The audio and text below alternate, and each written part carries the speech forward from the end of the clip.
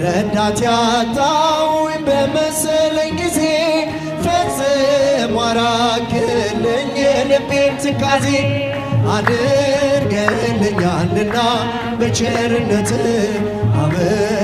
አመሰግንሃለሁ እልል እልል ላለም ዓለም አማኑኤል መድኃኔዓለም ዓለም አማኑኤል እገዛልሃለሁ መድኃኔዓለም አምላክ ሆይ ምስጋና ላንተ ይገባል። ለምስኪኗ ጎጆ በረከት ሰጥተሃል።